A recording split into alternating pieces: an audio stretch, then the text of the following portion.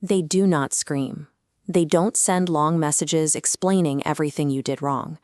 When they are hurt, they simply go quiet. While the room remains still, an intense amount of emotional processing is happening just beneath the surface. Observers often mistake this for a cold, manipulative tactic. They assume the silence is a weapon designed to punish. In reality, the person withdrawing is often too occupied with their own internal state to consider how their absence looks to anyone else. This behavior usually begins in childhood. Many grew up in homes where crying was mocked as weakness, or where expressing hurt led to even more conflict. They learned very early that showing pain was a safety risk. This diagram shows the forced internalization of emotion. When expressing pain is met with a barrier, the energy has nowhere to go but back inside. Over time, processing everything internally becomes the only reliable method of survival. These individuals become highly attuned to their surroundings, noticing micro-shifts in tone or tension that others miss. They build an automatic wall between what they perceive and what they show, often losing track of the barrier themselves.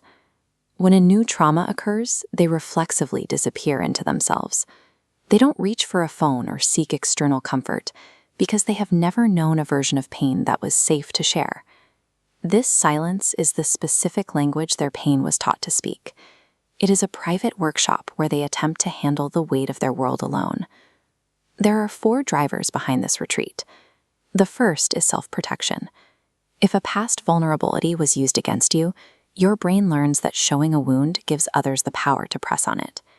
Hiding the hurt feels safer than trusting someone with it. They choose the exhaustion of carrying a burden alone over the perceived danger of being seen. The second driver is the fear of being a burden. There is often a belief that their internal world is too overwhelming for others to handle, so they keep the lid on to protect their relationships.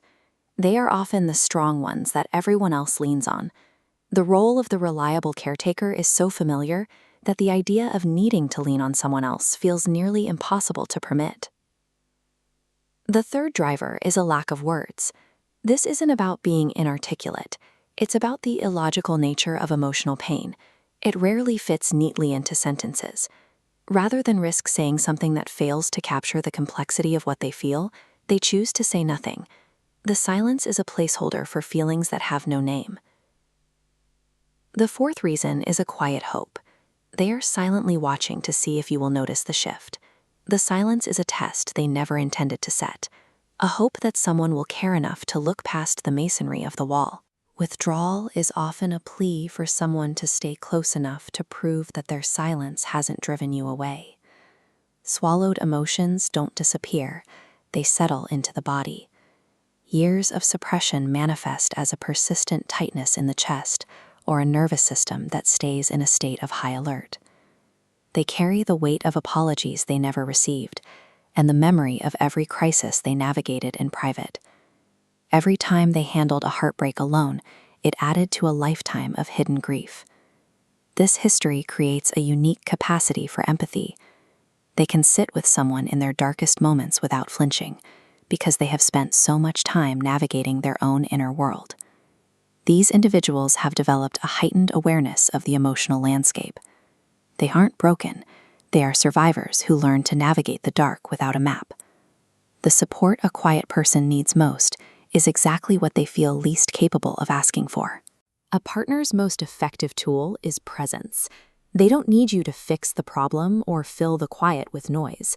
They need a witness who is comfortable sitting in the silence with them. When checking in, skip the generic, "Are you okay?" and offer a specific observation. Mention that you noticed they've been quieter than usual, and tell them you're there whenever they're ready, without any pressure to speak. Taking the withdrawal personally often backfires.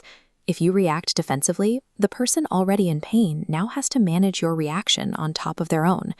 Give them space, but remain reachable. If you are the one who goes quiet, understand that this shield served you when you were young and had no better options. You are allowed to need things now. You are allowed to let someone in. Your presence tells them they don't have to be easy to be loved. It shows the quiet person that it is finally safe to step out of the shadows.